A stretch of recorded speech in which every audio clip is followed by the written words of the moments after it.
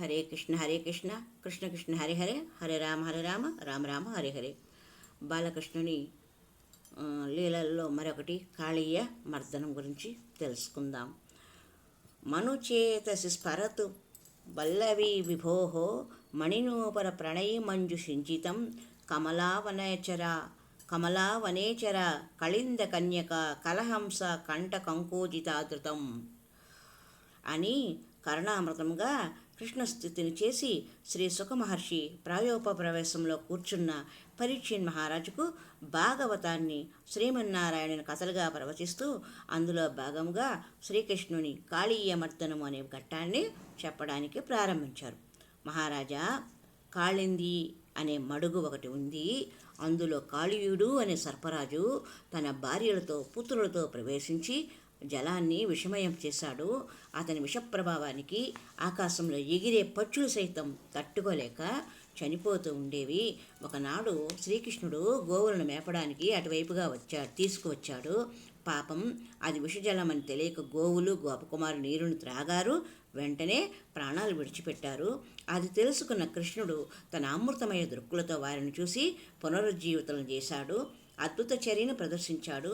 ఈ కాళీయుని వలన జంతువులకు, పక్షులకు, నరులకు కూడా ఇబ్బంది కలుగుతుంది కనుక దానివలన ఈ జలము కలుషితం కాకుండా చేయాలని సంకల్పించి కృష్ణుడు దగ్గరగా ఉన్న కదంబ వృక్షాన్ని ఎక్కి కటిచేలంబు బిగించి పింఛమున చొక్కల గొప్పు బంధించి కాళింది మడుగులోకి దూకాడు.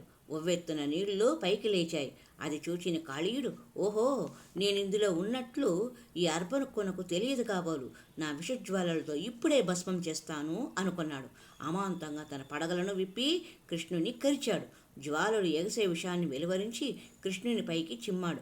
లీలామానుష విగ్రహానికి ఆ విషం ఏమీ చేయలేదు. అలా స్థిరంగానే నిలబడ్డ కృష్ణుని తన పొడవైన శరీరంతో అమాంతంగా చుట్టివేశాడు. మడుగు ఒడ్డిపై నుండి ఆ దృశ్యాన్ని చూస్తున్న కృష్ణుని తోటివారు, ఆప్తులు, బంధువులు, నందుడు, యశోద, రోహిణి మొదలైన వారంతా గొప్ప వేదనకు గురి విలవిలలాడారు. బలరాముడు మాత్రం గంభీరంగా దృశ్యాన్ని చూస్తూ నిల్చున్నాడు. ఏ క్షణంలోనైనా కృష్ణునికి తన సహాయాన్ని అందివ్వాలని చూస్తున్నాడు. ఆవులు, దూడ సైతం కృష్ణునికి జరిగిన ఇబ్బందికి బాధపడుతూ మేత మేయడం మానివేసి అంబారావాలు చేయసాగాయి. విషసర్పంపై పడుకునేవాడు శ్రీమన్నారాయణుడు. చిన్నతనంలోనే పోతన యొక్క విషస్థానాన్ని పీల్చినవాడు, విషానికే విషమైనవాడు. ఈ విషధరునికి కాళీయునికి భయపడతాడా? కాళీయునితో కొద్దిపాటి సమయం ఆడుకుంటూ లీలాక్రీడ చేశాడు. తన చేతితో ఎత్తిన కాళీయుని ప్రతి పడగపై చేర్చాడు. గరుత్మంతునిలా ఒడుపుగా తనకు చుట్టిన చుట్టలను విప్పి అమాంతంగా ఎగరవేశాడు. కాళీయునికి కోపం బుసకొట్టింది. అహం పడగలు విప్పింది. తన అని పడగలను విప్పి కృష్ణునిపైకి విషం కక్కుతూ ఎదురుగా వచ్చింది. కృష్ణుడు దూకి ఆ పడగలపై ఎక్కి నిలబడ్డాడు. లీలా నటన సూత్రధారి నాట్యం చేయడం మొదలుపెట్టాడు. పడగల రంగస్థలంపై లయ తాళగతులతో నాట్యం చేస్తుంటే దేవతలు, గంధర్వులు, యక్షులు వంటి వారు సభాసదులై కన్నులారా వీక్షించారు. మనము కూడా దృశ్యాన్ని కన్నులారా వీక్షించే ప్రయత్నం చేద్దాం. కాళింగ మర్దనంలోని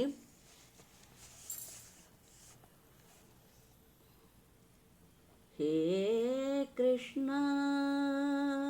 ముకుంద మురారి, జయ కృష్ణ ముకుంద మురారి, జయ గోవింద బృంద విహారీ, కృష్ణ ముకుంద మురారి. ఇలా కృష్ణుడు కాళీయుని తలలపై నాట్యం చేస్తూ ఉంటే ఆ కాళీయుని భార్యలైన నాగమాతలు కృష్ణునికి ప్రార్థిస్తున్నారు. తమకు సౌభాగ్యమును, 5వ తనమును ఇమ్మని, తమ భర్త ప్రాణాలను రక్షించమని ప్రార్థిస్తున్న సందర్భం కాళీయ మర్దనం.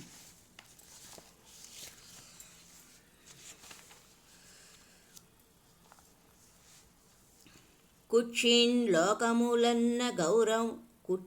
లోకములున్న గౌరవముతో గోపాకృతి నున్న యా రక్షోహంతబడిన్ మహాపణి పణారంగ ప్రదేశంబుపై నక్షీణోద్ధతి నాడుబాడు జలగున్ హాసంబుతోడంబద ప్రక్షేపంబులు సేయు గేలిగతులన్ ప్రాణైక శేషంబుగన్. కాళీయునిపై కృష్ణుడు చేసిన నాట్యానికి కాళీయునికున్న గర్వము, హంభావము, విషము అన్నీ అణిగిపోయాయి. ప్రాణాలు మాత్రమే మిగిలాయి. తాండవ నాట్యంతో దేవతలు సంతోషించారు, పూలవర్షాన్ని కురిపించారు.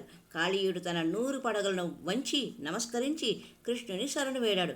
కాళీయుని భార్యలు, పిల్లలు కూడా కృష్ణుని శరణు వేడారు. స్వామి, మాది అపరాధమే, జలాన్ని విషమయం చేయడం తగదు, పొరపాటుకు తగిన శిక్షణ వేశావు, ఏ పూర్వజన్మ పుణ్యమో. కానీ నీ అద్భుత దివ్య పాద స్పర్శ కాళీయునికి జరిగింది.